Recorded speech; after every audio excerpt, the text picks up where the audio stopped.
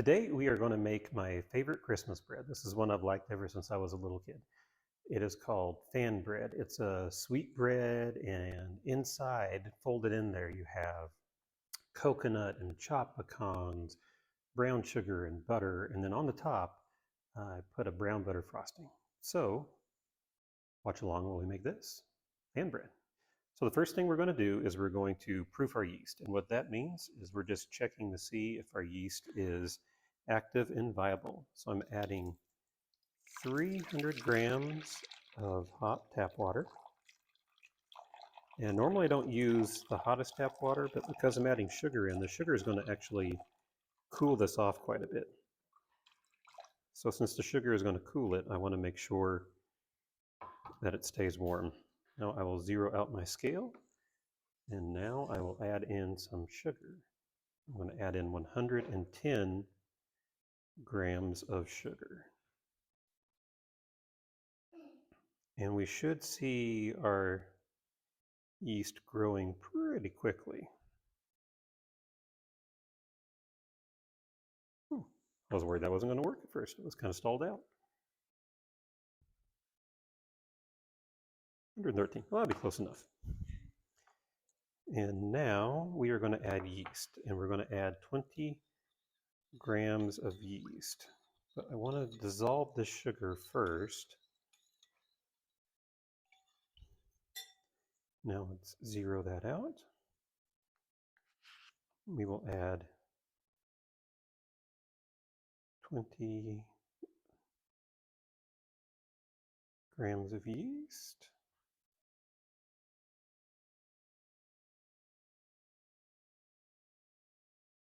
There we go. So now with this, I can move this off to the side. And I'll give it a stir every now and then, but I want the yeast to dissolve, and I want it to just kind of start to foam. When you see the foam, you know that it is getting there. Next, I'm going to work on the filling while this is proofing. And so I have in here 110 grams of chopped pecans. And now to that, I'm going to add 110 grams of coconut. This is sweetened coconut.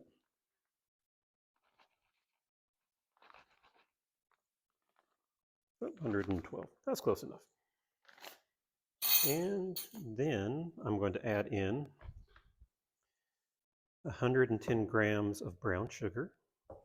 Zero that out.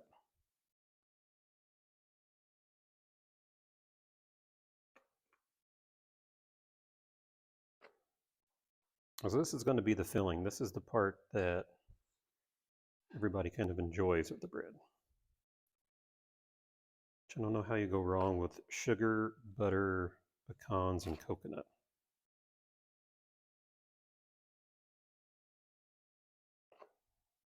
10 more grams and it should be there.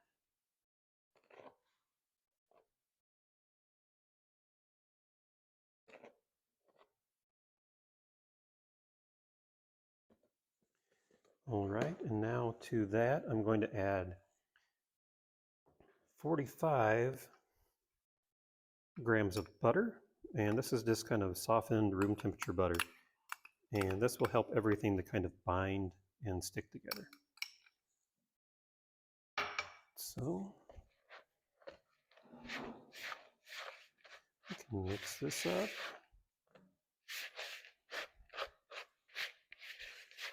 And it should kind of get a little bit crumbly, kind of like if you're making the top to an apple crisp and you have that crumb. It's going to look a lot like that.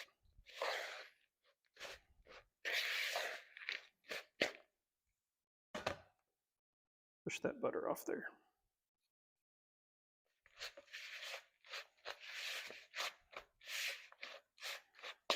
So this is mixed.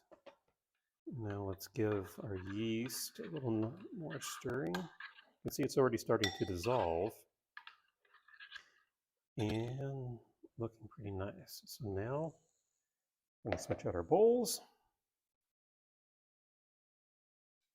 I'm going to zero this out, and I'm going to put in 900 grams of bread flour. Bread flour has more gluten in it, and so we need something kind of with a higher gluten in order to have enough structure to hold this dough together. So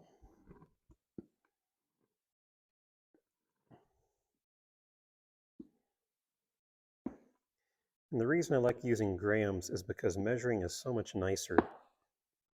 And rather than trying to grab a whole bunch of different measuring cups and spoons, you can just kind of push it all out, and it makes it a lot faster too. And also, you might find if you measure your ingredients, there's a difference in volume between different measuring cups and spoons. And you wouldn't think that there would be, but if you weigh it out, you'll see a difference actually. But if you go by weight, you are always going to have the same thing every time.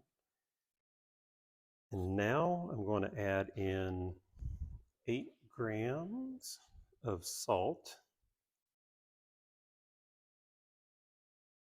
Put this off to the side.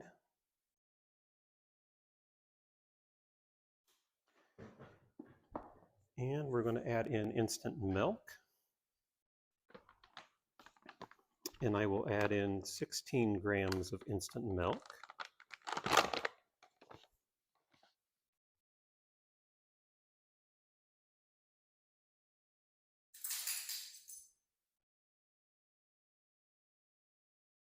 There we go. And you don't have to. I like to give my dry ingredients a little bit of a stir. I can move this out of the way now.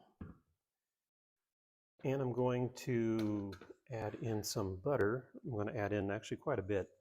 This is 150 grams of kind of room temperature soft butter.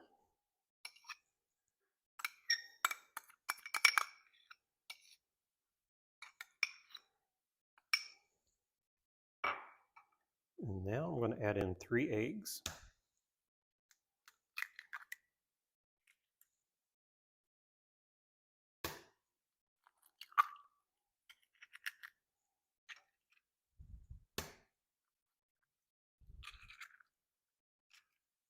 And you can see our yeast is active. You can see that foam layer on top of there. That means it's active. So let's go ahead and add that in. And now we will put it on the mixer.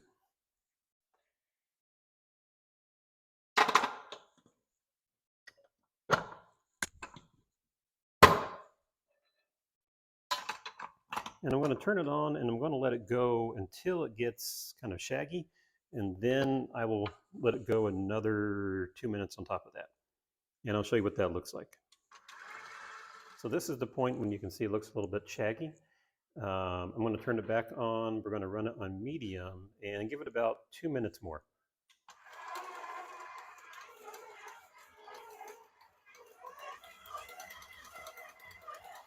Okay, after 2 minutes, we can turn the mixer off and we will go the other way.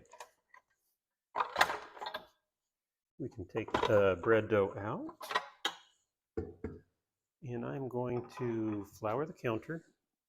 If you don't have a mixer, you can still do this, but you're going to want to start with 300 grams of flour rather than the whole 900 grams. And then you want to mix in everything else and you're going to stir it, and then you're going to slowly keep adding in more flour until you can't stir anymore. Then you'll turn it out on the counter and knead. But there's our dough, and in order to get the dough out easier next time, I'm going to put a little bit of oil in there. And the way I knead is push down, fold over, push down, fold over, push down, fold over, push down. And as you kind of adjust and you do it more often, you'll be able to do it faster. But this dough, it's a stiff dough, so it should feel You can see as I push down on it how it springs back a little bit. It's going to be a little bit more firm. It's going to be smooth too. And this feels just about ready. So I'm going to put it in here. I'm going to toss it in oil. And when this doubles in size, so it should come up to about right here on there. When it gets to that size, then we will be ready to roll it out.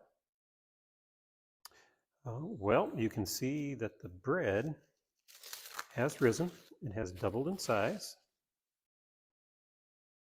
See, it's all up there. It's nice and soft. So I'm going to start by flouring the counter. Flour. And use flour the counter to keep your bread dough from sticking. So you don't want it to stick to the counter. Now I'll turn it out. And you see when you oil the bowl, it comes out really easy. So that's why we oil it. Put that in the sink. And now we're going to do something that's called punching it down or knocking it back. Really all you do is you just give it a couple of kneads to push the air out. And then this recipe actually makes 3 loaves. So we are going to divide the dough into thirds. And I'll just roll this out a little. Approximate is fine. I think this one's a little small, so add a little bit more to that. And then we're going to roll it out into a rectangle that's 6 inches wide, 20 inches long. And the easiest way to do that to start off with is to start off with like a giant breadstick, because the dough made out into a breadstick will roll easier. And that way you're not going to be fighting trying to,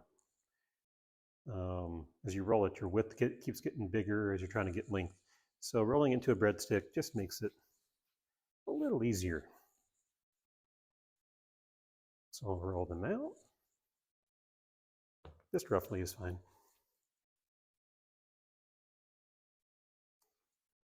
And then grab your favorite rolling pin and we'll start rolling. And as you roll, your dough is going to want to stick to the counter. And when it does that, it kind of helps when you're rolling it out, but then later when you lift it up, you'll notice it shrinks back. So you're going to need to keep flouring your counter as you do it. I have my handy tape measure to measure out 20 inches long. So you can see it's kind of a long dough.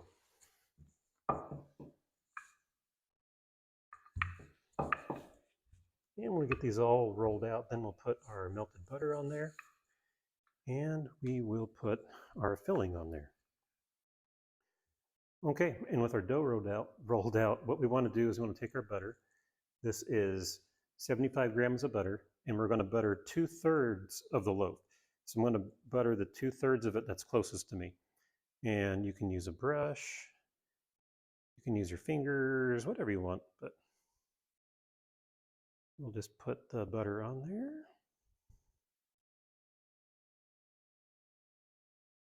Oh, let's probably use a little more. All right. Done with that, and I'm going to put a little bit of water in here, because water is going to help the dough to stick to itself. We're going to take our filling and in equal thirds, we're going to put the filling on our bread.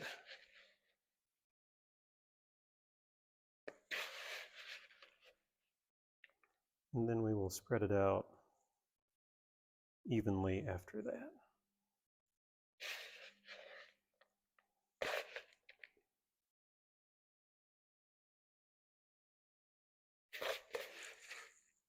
And this is the coconut, chopped pecan, butter, brown sugar mixture we made before. That done, we will spread this out evenly.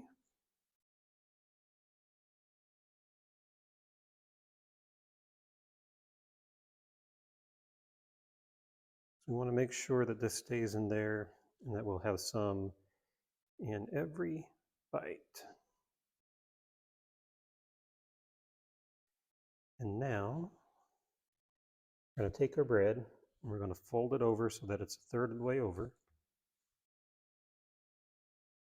So our piece that's dry, doesn't have anything on it. I'm going to cover a third of the bread. Take a little bit of water, put in here. This will help seal the edge. That'll help keep our filling from coming out later. And while I'm at it, I'm going to seal the top here. And then fold this over.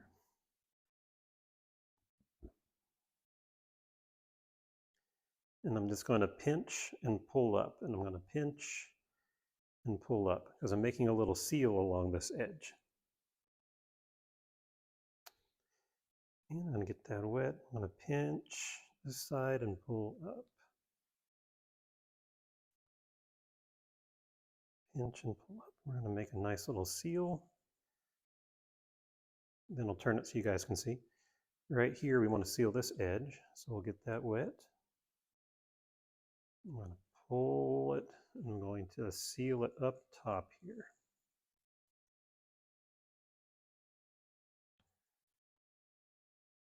Now I'll do it with these ones. Now we are going to spray 2 pans.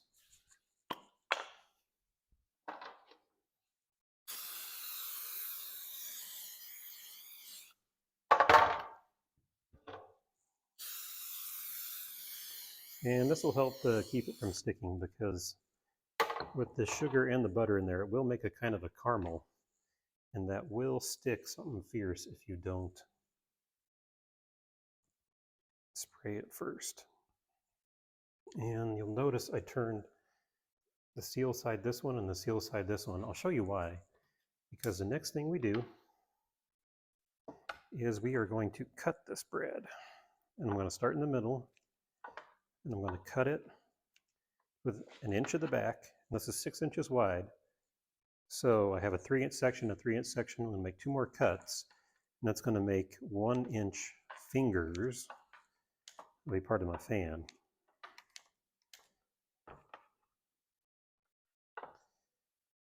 And I would turn it so you guys can see me cutting, but I am not good enough to use scissors backwards cutting towards me.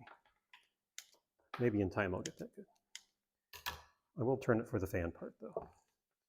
So now that it's cut, what we want to do is we want to take this, we're going to turn it slightly out. We're going to turn it slightly out and turn it slightly out. So we have kind of a fan shape. And now I'll do the same with these ones. So kitchen shears are definitely the best way to do that. I wouldn't use a knife. I have tried to use a knife before. Scissors work so much better than a knife, so use scissors for that. Then again, we're going to take this and we're going to twist it out. It's going to actually rise quite a bit, so I'll try to keep it away from the edges of the pan. I just want to twist and lay it down, and twist and lay it down. We want it to kind of be the same thickness going across there for even cooking, because if one side is too thick, one side is too thin, you're going to get one more brown. You can get one side kind of doughy. And turn this one. And now I'll just put some plastic wrap over the top. I'm going to spray the top first just to make sure my dough doesn't stick.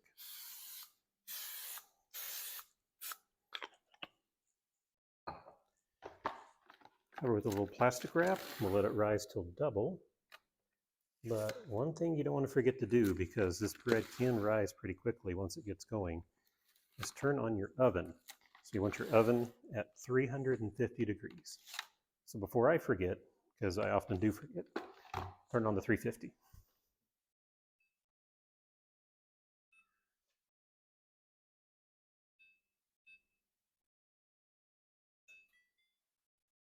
And that's it.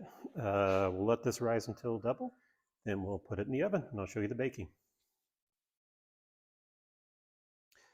Our bread has doubled in size, so now it's time to put it in the oven. So since I have two pans, when I put it in the oven, we're going to put on two different racks, but we're going to bake it for 20 to 25 minutes. So what I'm going to do is I'm going to put it in the oven for 11 minutes, and then I'm going to open it, switch the pans places, and then bake it for another 11, and we'll check then. So let's go ahead and toss it in the oven.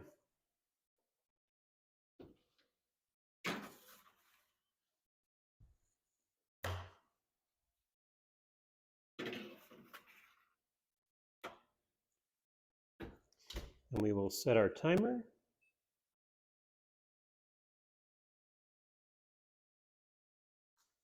And see you back in 11 minutes.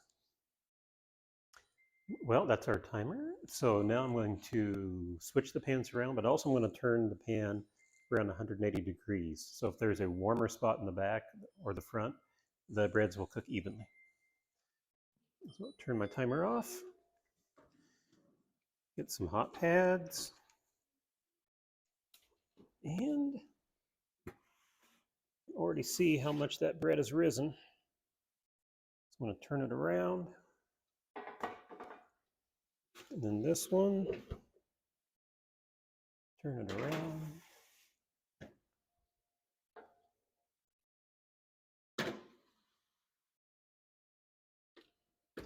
And we will set our timer for another 11 minutes. And see you back in 11 minutes. We'll check and see if they're done. Okay, our timer has gone off. I actually checked the bread. It went off 2 minutes earlier. They need an additional 2 minutes. So I put them on for an additional 2 minutes, but they're ready to come out. So I can turn my oven and timer off, and we will pull the loaves out.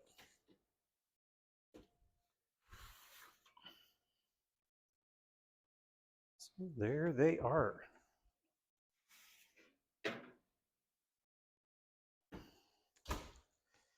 And now at this point, you want to put it on a cooling rack because the sugars in there kind of turn into caramel and it's still really runny. It won't take very long though. That'll firm up and it'll be like glue. It will glue itself to your cookie sheet. So definitely take it off right away. And I will pull these loaves off. Just loosen them up. And we'll pull that one off. We'll pull this one off. Now we're going to let these cool, and I'm not sure how long it'll take to cool. I just let them cool till I can kind of touch them, and it's room temperature or maybe slightly warmer. And at that time, we're going to make some brown butter frosting, and we'll frost the tops, and these will be done. Okay, well now we're going to make the brown butter frosting. So since this isn't a family recipe, I just make it out of the Better Homes and Gardens cookbook. First thing we're going to do is brown the butter. So we'll turn on our stove. And we're going to want to just let the butter melt. And this could take a little while, but you want to continue to stir it. The butter is going to melt and it's going to get kind of foamy, then it'll rise up and then it'll kind of go back to foamy. And then eventually you're going to start seeing it browning down in here. But we want to keep it stirred the whole time. And so in the bowl, per the Better Homes and Gardens cookbook, I have powdered sugar, vanilla. In their recipe, they say to use a teaspoon of vanilla. I normally come close to doubling it every time. So I use about 2 teaspoons of vanilla because I like vanilla. And then milk in order to thin it out to whatever consistency you want. And the consistency I'm going to be looking for is an icing that'll make a ribbon. So when I get a scoop of it and I go back and forth like that, there'll be a ribbon of icing coming off. And I can see the foam is starting to turn brown. See if I can get it in the camera. See the solids on there. So this is, I'm going to call this ready. See our color change. And the smell, you can smell the brown butter now, and you can see as I pour it out.